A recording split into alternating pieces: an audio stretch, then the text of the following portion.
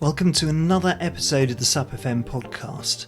On this show we chat with either people from the SUP tribe or to people who can help us to improve our knowledge and to increase our love of both the sport and the water. Every episode is intended to inspire you or to help you to get more deeply immersed in the sport through my conversations with guests who include leading athletes, scientists, explorers, TED speakers and New York Times best-selling authors. If you're inclined to support the podcast, please subscribe on your podcast platform of choice and on our new YouTube channel. We always aim to take you on incredible journeys with some of the most inspiring figures in the stand-up paddleboarding community.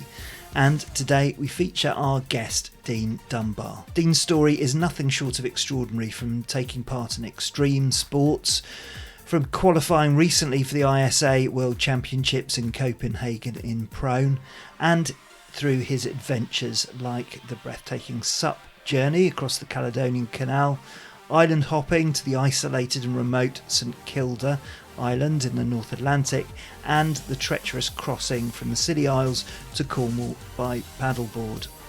His experiences are not short of challenge, resilience and a relentless spirit. And in this chat we delve into Dean's adventurous life and his innovative approaches to navigating the world as a registered blind athlete. So here he is, and I hope you enjoy my chat with Dean Dunbar. Hi Dean, welcome to SUPfm. Thanks, Simon. Nice to meet you.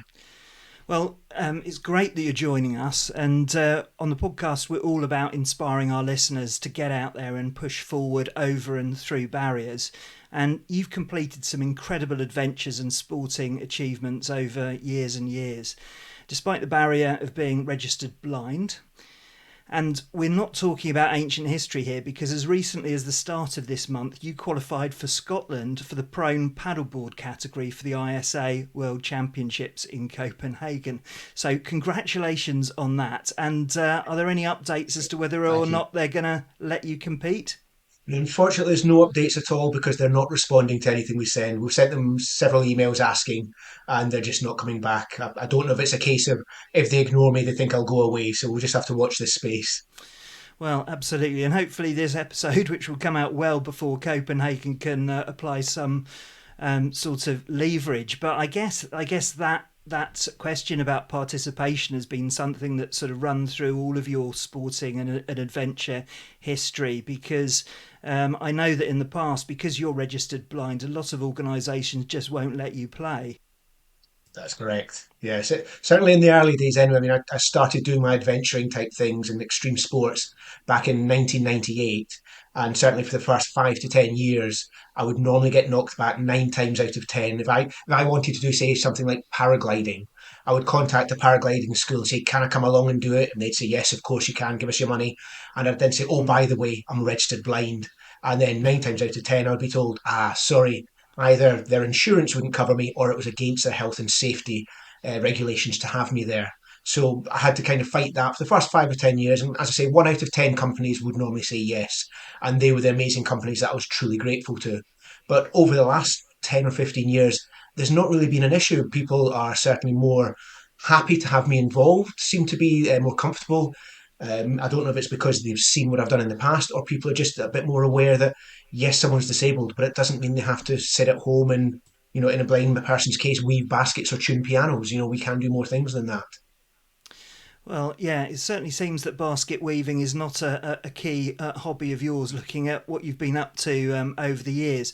So let's just go back a bit and cover some of your backstory, because you were born with perfect sight, but it did deteriorate over time, didn't it? I had full sight up until the age of 9, and then one day I went to school and couldn't see what the teacher was writing on the blackboard. After several weeks or months of tests, I was then told I was partially sighted. I was partially sighted for the next 15 years. And then about the age of 25 or thereabouts, my sight started to get worse. And in 1997, after a terrible game of football, I went to see my consultant, and he told me that actually you're no longer partially sighted, you're now blind.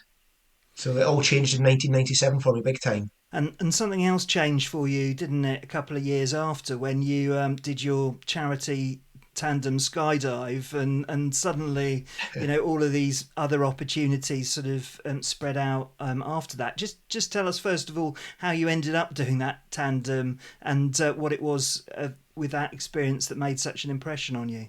Well, at that time, I was working at my old blind school as a house parent working in the boarding school, and we wanted to raise some money to buy a video camera. So when we took the kids out for fishing trips or activities, we could take videos and then copy them off and send them to their parents, so the parents could see what they're up to. Unfortunately, the school didn't have a budget for something like that, so myself and another colleague decided we'd do something to raise some funds to buy a camcorder. And we looked at different options, and one of the options was to do a skydive. My friend who was fully sighted was able to do a solo jump, but because of my sight, I was told I wouldn't be allowed to do a solo jump, but I would be able to do a tandem skydive, which would take place at, I think, twice the height that my colleague would be jumping from. So I thought, well, what the heck, let's give it a try. Not really sure how it was going to go. People at work would say to me, what happens if the parachute doesn't open? And the only thing I could think of saying was, well, I'll fly like a penguin. Fortunately, when we rolled out of the plane and started falling towards the earth, I got this amazing adrenaline rush that by the time my feet touched the ground, I was already thinking about how I could get my next adrenaline fix. And that's pretty much how my life of extreme sports and adventure sports started back in 1998. And you've continued since then, and there's a whole list of things that you've been engaged in: wing walking, mountain biking as well. It's probably not the most extreme one, but bearing in mind for a registered blind athlete, it's pretty good. And looking at your sort of Strava figures, you do it at a decent lick as well. Looking at the average speed, I guess in Scotland it's there's a bit of uphill in there amongst the downhills there. But taking the water stuff out of the equation for a second, what would be your favourite or your most memorable activities that you've taken part in? There's a few in there. There's the human catapult, which it's a great video. When people watch that, you normally hear people sort of like make funny noises when they see me getting thrown through the air and landing in a big bungee in a big trampoline net thing. That was good fun. But probably one of my favourites, water aside, as you say, would be the tandem speed ride, and that was done in 2014 with a friend of mine, Uli Kestenholtz, who is an extreme sports athlete to a very high level, competing at all sorts of different things, from wingsuit flying to surfing to skydiving to all sorts of things. But this tandem speed riding, it was something. Speed riding itself is basically where you see people doing. Well, they're going downhill fast on their skis, and when they get to a cliff, instead of stopping, they jump off the cliff, but with a paraglider above them.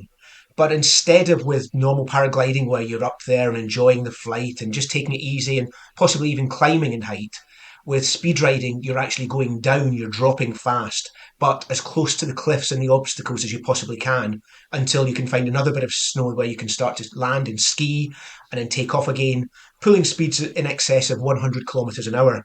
Now, my friend Uli told me he'd been doing this for a while, and that in 2013 he'd done it with a professional skier strapped to him. So I then say to him, well, if you could do it with a professional skier, could you do it with a non skier who's also blind? No, it's never been tried. I don't think it could be, but I'll have a think. Later that year, he got back to me and said, I think we've got it sussed. I think we can get you onto it. And at the beginning of 2014, I went over to Switzerland. We strapped on a single pair of wide powder skis, and we took off down the mountainside to see if either the skis would survive or we would survive. And in the end, we ended up setting world records, world firsts, and had an absolute fantastic time doing it. There's a video out there on YouTube, and it's definitely one of those things that every time I think about it or even try and watch the video, I get a huge buzz. The adrenaline flows like I don't know what. It's a very special one to me. Oh, that's incredible, and we'll of course link to all of these videos in the show notes. In comparison, I guess from a water perspective, SUP's sounding quite dull in comparison to all of that. But I know that you got gripped by the SUP bug fairly early on. So, what was your first experience with stand-up paddleboarding?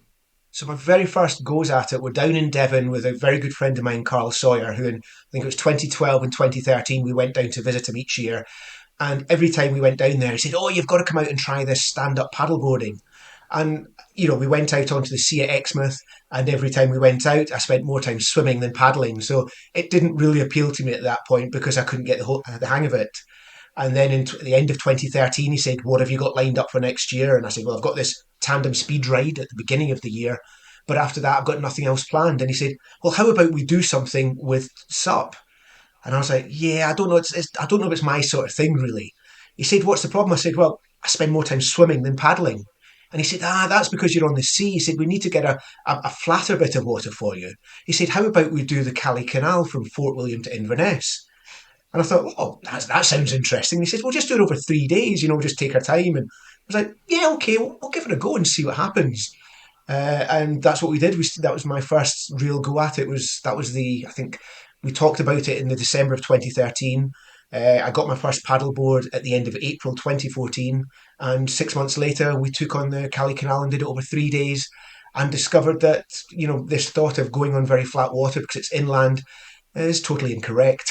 Loch Ness was a bit of a shock to all of us, to be honest, but it was great fun, an amazing adventure, and that was down to Carl persuading me and sticking with me and keeping saying, "You must try it more.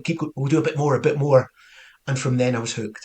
That's incredible. And yeah, as you say, it's not flat at all, is it, in Loch Ness? Got a friend who did the Great Not Glen at a all. few years ago, and he absolutely, I mean, luckily he's a sea paddler, but yeah, that's a tough old thing. And also, it's a few degrees colder than Devon, isn't it, when you get in there?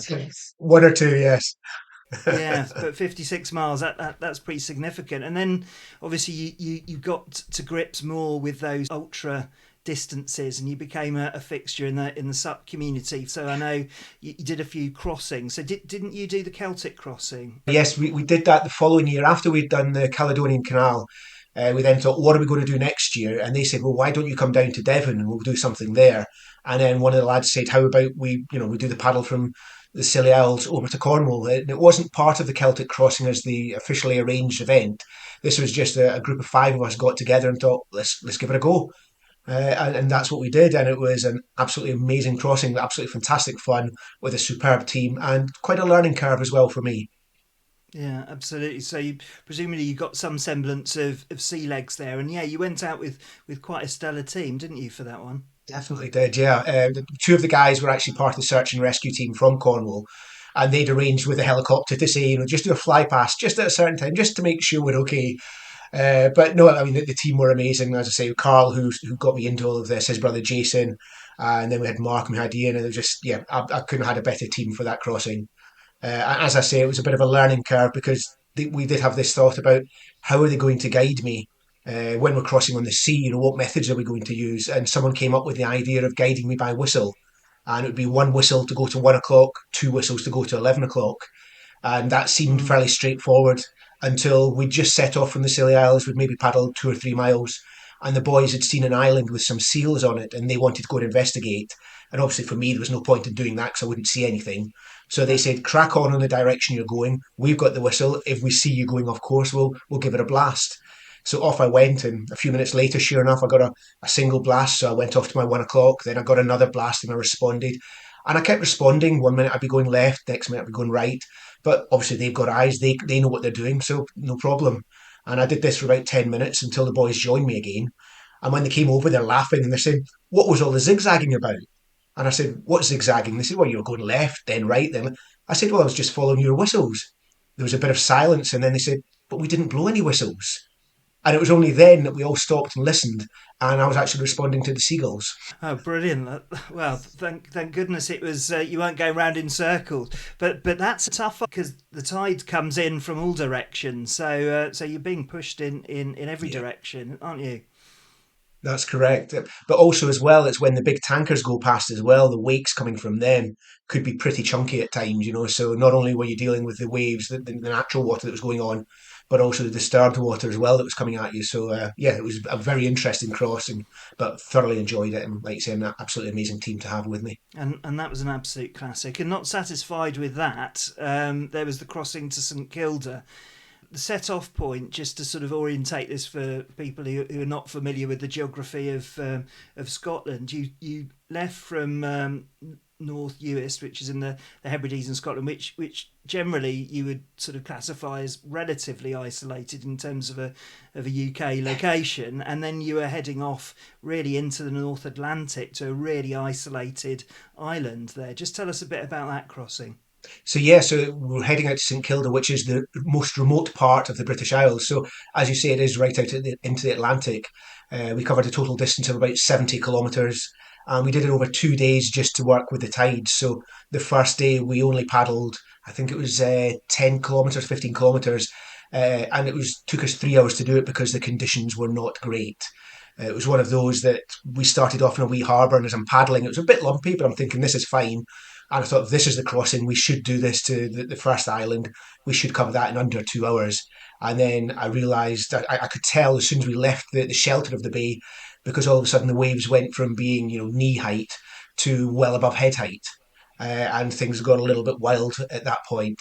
And I had a friend, my friend Patrick Winterton, who was my kayak guide on that one.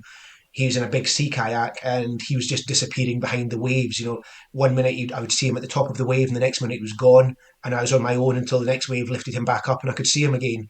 And that's how the first 3 hours went. Very, very challenging for those 3 hours. And ending up on an island called Haskell where we planned to spend the night. This island, they call it an island because it has a name, but pretty much it was just a big pile of rocks, which we shared with hundreds or thousands of other seabirds, having to leap off the board upwards to grab a cliff edge that I couldn't see to actually climb onto the island and then spend the night wedged between rocks.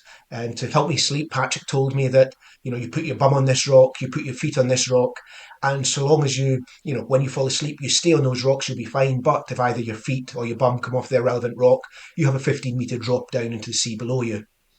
So that set me up for a perfect night's sleep. This is all done on inflatable stand-up paddleboard, red paddle inflatable, 14-foot board. The next morning we were up at 5 and on the water by 5:30, and we had another 55 kilometres to paddle that day to get to St Kilda. And we had perfect conditions for that. It was still very lumpy, but visual conditions apparently were very good. As in, Patrick, as soon as we left Haskell, could actually see St Kilda off in the distance. So he didn't have to do any map reading at all. He was just watching, piles of rock or whatever it was he could see. So that was great for him. And off we went for, like I say, 55 kilometres. We had a tracker with us so that people could keep an eye on where we were. The Coast Guard knew where we were. Everything was going well until it got a little bit lumpy, and I had to take the tracker off the front of my board because I thought it was going to go in the water at this condition in these conditions. So I tucked that into my belt out the way, not realizing that that then killed the signal. And we only found out later that while we were out in the middle, the Coast Guards realised that they couldn't find us. There was calls to our wife, so there was all sorts of things going on. And there was a planned meeting at 3 o'clock to say whether they were going to get the helicopter out to see it to look for us or not. Fortunately, we told them we would arrive in St Kilda at 3 o'clock, and we did. We arrived at 3 o'clock, and obviously, as we arrived, I took the tracker out of my pocket or out my waist belt, and they realised we were there. So, fortunately, I think just before they had their meeting, we arrived in time. So it was a close call on that one from them. But to Patrick and I, we were totally oblivious to this. We just had our heads down and were getting through the Yeah. conditions in the best way we could. Well, that's incredible, and I mean, that's just a couple of your crossings and your experiences. But what would you say, from the stand-up paddleboard element of your adventure, has been the most satisfying experience? It probably is the St Kilda crossing because I waited about 25 years to do that. I'd first come across a book about St Kilda in 1992, and I read that and I was like, yeah, that's somewhere I want to go. And it took me another 25 years to get out there. We tried kayaking there in 2009, but the conditions were right against us. I'd looked at taking the boats out before that, but it's very expensive. So the fact it came together whilst doing SUP, it was, yeah, that's for me, the best, the most exciting thing I've done on my SUP. Although I've had many other adventures with lots of other paddling friends. Yeah, and St Kilda's got quite a history, hasn't it? Because it used to be there used to It be has. people living on that island for a long, long time who had a sort of quite strange culture, not surprisingly, of I think it was eating seabirds mostly. But yeah, it's a very That's ancient correct. Yeah. community on there, isn't it? That's right. There was people living there. They can't trace exactly how far back, but they are talking, over 1,000 years back. They believe people were there, and they were only cleared out in the 1930s, just due to the dwindling population. I think the final population was down to, was it less than 20 or there? There was that sort of number. A lot of the youngsters, as soon as they were old enough, would then travel off to either come to mainland Scotland or go as far afield as Australia. They wanted to travel, and unfortunately, that meant that obviously the gene pool was getting even smaller than it had been before, and the age of people maybe weren't so easy to repopulate the island, and they just decided it was safer just to bring everyone from the island and bring them over to Scotland to the mainland. And I think the first job they gave them all was jobs working in the Forestry Commission, which was Mm. great considering that the people they were bringing over had never seen a tree in their life. Exactly, it's quite some, and St Kilda's on my bucket list as well. I've been fascinated, spent a lot of time in the islands and north of Skye and so on. So just Yeah. love the islands. So just sort of continuing on the SUP theme, then just talk to us a bit about the 11 Cities race, because you've had quite a history, haven't you, with that race, both good and bad. Yeah, so my first go at the 11 cities, it was the non-stop event, was in 2017. And I was very lucky to have Jo Hamilton Vale as my guide for that trip. So she paddled on her board, I paddled on mine, and obviously she told me about bends in the rivers and all the obstacles that that I guess everyone else could see normally that I wouldn't be able to see. The conditions for me were very good actually to start off with, because it was pretty much like a Scottish summertime. There was wind, there was rain, and there was lots of cloud. So many other paddlers were wrapped up to scarves, gloves, etc. I was there in my shorts and t-shirt, feeling quite comfortable with all that, and it was all going very well until around 90 kilometres in, when obviously I'm gathering from what happened was it must have been the strain on my eyes due to the poor light, the low cloud cover and the poor conditions. Unfortunately, at 90 kilometres, my eyes just packed in, just pretty much over the space of about 2 seconds. One minute I could see Joe, the next minute I had what looked like little compact discs, sort of like starting to fill up my eyes from the bottom, just like layering on top of each other until both of my eyes were totally covered in, and I couldn't see anything whatsoever. At that point, obviously, I got a bit of a panic on. I said to Jo what was happening. So she said, "No problem, we'll get you to the shore." I had no idea where the shore was at this point, so I'm paddling. I then felt the board along the shore or getting close to the shore, but the next thing I felt was hands grabbing my arms and yanking me off my board, to which I got quite a fright because I had no idea there was going to be anyone else there apart from Joe. And it turned out to be my wife Rona and another friend, Andrew Smith, who that was the first time I'd met him and he's become a really good friend. He's a very good paddler as well. They just happened to be around the corner, ready to wave us on, just sort of yards before my eyes went funny, and Joe just happened to guide me into where they were, and I was pretty much manhandled off my board onto the grass at the side and sat down while they organised my board and got everything off me. And Andrew then took me up to his camper van with his wife Maria, and basically Rona, Maria, Andrew, and I all sat in there for the next wee while until I had some sight return, but it didn't really Mm. fully return for another 3 or 4 days. So that was the end of my first attempt at the non-stop. So in 2018, I thought about it and I thought I'd like to go back and try again. But obviously, I'd put too much strain on my eyes. I'd done 90 kilometres in about 11 hours. So I guess that maybe 11 hours of trying to see where I was going and straining my eyes was too much. So, along with Alistair Swinscoe, Alison Rennie, and Joe Hamilton again, we decided that we could speak to Red, and they gave us one of their dragon boards for the event. So the plan was I would be at the front. If my eyes got tired, I'd just close them because I didn't have to see where I was going. And that was the plan, and it all started off really well. Unfortunately, 40 odd kilometres in, I was at the front. We'd done the lake crossing, and we just came to the other side, and it was a checkpoint for which we had to get off. And as soon as I stepped off the board, my right foot imploded. And speaking to a physio since then, it seems to be that because there's four up on the dragon board and I was at the front, the skinniest part of the board, I must have been clenching my toes the whole time, holding onto the board. And after 6 hours of clenching my feet, when I relaxed my feet, that's what happened to my foot. There was someone there who strapped my foot up, and for the next 3 days, I was pretty much on painkillers and slept very little because the pain was so severe. And sadly, that brought my sup days to an end. I had one go after that. About 3 months later, I went out in the middle of the winter and thought, maybe I can sup. I tried and it didn't work. So I thought, I've got an idea. It's the middle of winter. The lochs are really cold. How about I go barefoot? If my feet go numb, then I should be fine. And sure enough, for the first 20 minutes, my feet were sore. But then eventually they got wet and cold and went numb. And for the next 20 kilometres, everything was rosy. Got back to the van, stepped off the board, walking up to the van saying, Rona, it's all gone great. I've got this sussed. I just have to freeze my feet before I go on to do any sup. And within half an hour of that, my foot had thawed out and the pain was intense for the next few days. So that's kind of brought my sup to an end, sadly. Oh, that's such a shame. So, have you got unfinished business with the 11 cities? Do they do prone in the 11 cities? They do prone at the 11 cities, but it's beyond me. If I'm honest, it's an amazing event. For me, I would only want to do the non-stop, Yeah. and I don't see myself paddling 200 odd kilometres on my prone board non-stop at any time soon. So no, I've had a great couple of years there, thoroughly enjoyed it, but I think that one's gone now for me, and I have to look at other options now. So Absolutely. So, obviously, SUP was not available to you. So, you chose to replace it what's probably an even more masochistical sport, which is prone paddleboarding, which is hardcore.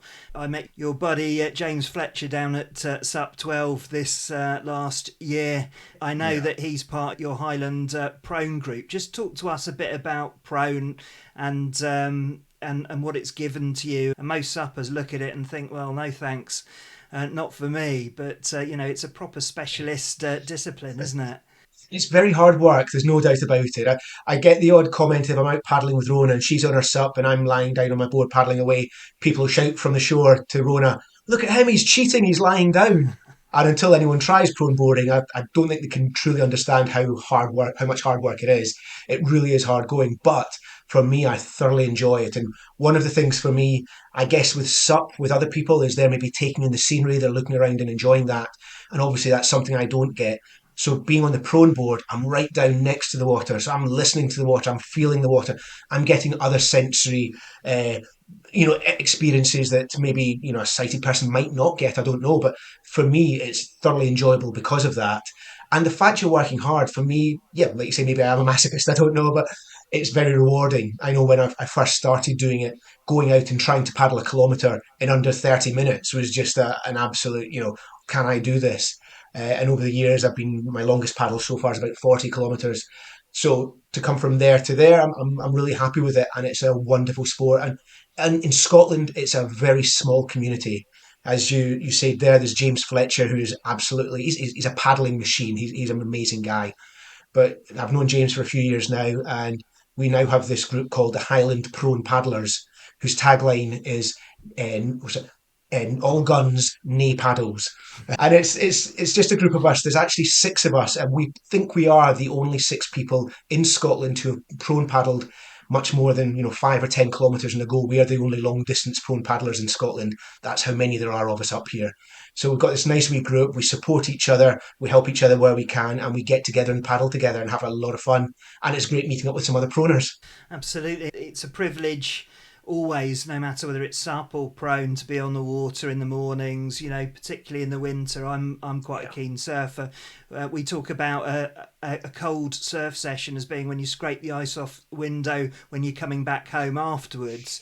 But I know that it's Yeah. even colder up there with you, and getting onto the locks for a training session in the morning can be quite emotional. So, how do you get the motivation to get down there and have to break the ice in order to put your paddleboard into the water?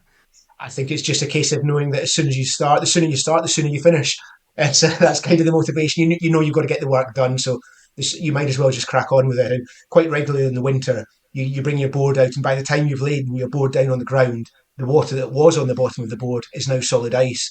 And the amount of times that we've had to either try and scrape the ice off the board, or just have to leave it and put it in its bag and hope that it'll maybe thaw over the next couple of days, that's certainly not uncommon. And you just wear a lot more gear, you get used to punching through the ice and just hope that when you do hit the ice, it will break and it's not your board that will break first. So you just, if you didn't go out on a cold day in Scotland, you'd only be going out for 3 or 4 months a year. So cold it's all relative. If you live Exactly. up here, you get used to it. Exactly, and it's just nature's way of telling you to paddle faster, isn't it? Really, and warm up. That's the That, that's absolutely. And it's also a lot quieter on the water as well in the winter. In the summer, when you go to the local lochs, you get a lot of campers and a lot of people on the water. So sometimes, especially for me with my sight, it can be a little bit daunting trying to work your way down to the beach, to the shore, getting through tents and stuff, and then out in the water and hoping not to collide with anyone else. But come the winter, you're pretty much guaranteed you get a loch to yourself. So that's pretty good going as well. It's a bonus. That's amazing. And for listeners who might be interested in taking up prone paddleboarding or even endurance events, is there any advice that you'd give them to get started and stay motivated? Because clearly you've got a huge amount from, both the sport and endurance events. I think for me, I get bored very easily, and I can understand when people say, I'm going to run a marathon, but I just can't be bothered with the training. It's too long, or I get bored with it. For me, when I'm doing any endurance thing, I have to have a lot of little goals on the way. Because if I'm sitting here today and thinking next year I'm going to paddle 40 kilometers or something, and I'm going to have to train for that, I will get bored within, the next month. I'll be thinking, oh God, when can I get on with this? So what I will do is every month or every couple of months, I'll think, I want to paddle, say, 10 kilometers next month, for example. I will look at a 10-kilometer route and think, right, at the end of next month, I will paddle that route. And then in a couple of months after that, I'll find a 20-kilometer route and I'll make sure that will be my goal. So for me, it's little steps to get to the big one. If I was just starting from now and going to the big one, I would find that very hard work. So little steps. And talking about prone paddleboarding, you've talked about if you're unsighted, then you have compensations or things that you notice which sighted people might not. What sort of feelings does that sort of manifest when you are prone paddleboarding? What sort of things can you sort of notice? Do you think that you can really clue into? Well, the most exciting thing for me is when the water is bouncy, when it's lumpy. I know a lot of people don't enjoy lumpy water, but I love it because it's a full sensory feel. You're lying on your board's going up and down. Hopefully, you're going to get some waves crashing over your head. It's just all that you don't know when the next wave's coming, so you're paddling away, and all of a sudden you get a face full or down the back of your neck, and it's that shock. But for me, it's just massively exciting. I'm not that keen on flat water paddling. I do it because obviously it's part of training, but the lumpier the better for me. I might not go as far and I certainly won't go as fast, but that is the thing for me is big bumps, big lumps, get me wet, get me cold, get me excited. The adrenaline again, it's makes quite a Yes, difference. most definitely. And it tests your edges, I guess, as well, and your skills. So I know that you talk quite a lot about the importance of community and support that surrounds your activities. Could you just tell us a bit about the role that your support network and mentors or team members or organisations have played in your success and your adventures so far? Well, I think from the very beginning of it, it's people who have come along to be my sighted guide, and they're good friends, and they're taking on quite a challenge. I don't think many people understand. They think, oh, the sighted guide, anyone can do that. You just have to go forward, and that's that. But in actual fact, there's a lot more to it. And my friends, when they first started guiding me, they may have been a little bit nervous because they realised that in some occasions they are actually taking my life in their hands, when they're taking me out in situations that could potentially be lethal for me. So I'm truly grateful to them taking on that challenge and working with it and improving their own skills with it. But without those people, there's no way I could do a lot of the adventures that I've done. So they are a massive part of what I do. Probably 90% of my sort of like the challenges that I'm really great, really proud of would not have happened without those sighted guides. So they're a major part. Then in this last couple of years, since I've got into the prone boarding, I've started getting into the racing. And in Scotland, there hasn't been a lot of SUP or prone racing up until the last couple of years. And I was a little bit nervous to start off with because I thought I've got to approach these companies and say, I'd like to come and race, but obviously I can't see where I'm going. I'll either need a guide or I'll need some sort of assistance. And a little bit worried that I might be going back to the old days when I did my extreme sports where 9 out of 10 would say no. But in actual fact, in the UK, I've raced with GB SUP. I did the Scottish Nationals with the Scottish Surf Federation. I've done all sorts of events in the UK and the 11 cities as well. And as soon as I've said, I'm registered blind, is that going to be a problem? They've just been like, no, why should it be? What do you need? Tell us what you need. Tell us what you can't provide, and we'll see if we can provide that. And that has been, I'm getting a wee bit emotional here, to be honest. It means the world. It really does. When someone is prepared to go that extra bit to help me out. Sorry. But so I don't think people understand to what they're doing, what they're enabling me to do, and how much it means to me. And I'm truly, truly grateful to those people who go the extra mile to help me make these things happen. And like I say, I couldn't do most of these things without them. Sitting on the floor next to me, here's my wife who does so much of the things for me, not only when I'm on the water, but in my everyday life. But she has been doing a lot of, when I've been doing SUP races recently, she has been my guide. And that's amazing.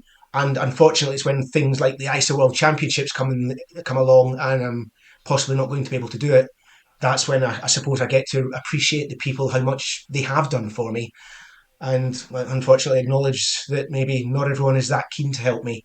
And hey ho, I guess that's life. But I'm just truly grateful to those people who have said yes, and thank you to all of them. It means the world. Well, I think there's something special about the SUP community generally. Well, when I say SUP, I obviously include the prone lot as well. We don't discriminate. We're all one. But there's a certain element within the culture which is sort of inclusive, and I think part of that's down to it being sort of quite a young sport, but also a real sort of aloha type approach. Yeah. And let's hope the ISA actually subscribe to a bit of that as well. So obviously you've mentioned your wife and a lot of your fellow athletes, and just tell us about Commander Stumpy as well. Stumpy was our previous dog. We had it from 2007 to 2021. And we got her as a rescue dog. And within 2 or 3 months, she was my unofficial guide dog. We seemed to read each other really well. And, she would walk ahead of me off the lead. I'd give her a high-vis jacket to wear, and I'd basically walk along the street following this high-vis jacket. She would stop me at curbs. She would stop me if there was people coming and they would block him away. She was amazing. And with regards to SUP, she was a regular fixture when Rona and I would go out with Alistair and Alison and Ian. When we went out paddling with those and other people, Stumpy would regularly come and join us on the board. And within friends, because she would always stand at the front of the board, she became known as Commander Stumpy. And then when I got into prone paddleboarding, the first board that I bought, the first solid board, was a Bark Commander. And of course, with Stumpy and the Bark being called a Commander, it was only right to name that board Commander Stumpy. So Commander Stumpy has been with me on lots of paddles in the past, and she was there when we did the Scottish National. She helped me across the line there. So she's a major part of our life. And one of my other boards now we've got is now called the Flying Molly, and Molly is my current official guide dog, fully trained, fully qualified, and yeah. So that's where Commander Stumpy and Flying Molly are named after one past dog and one present dog.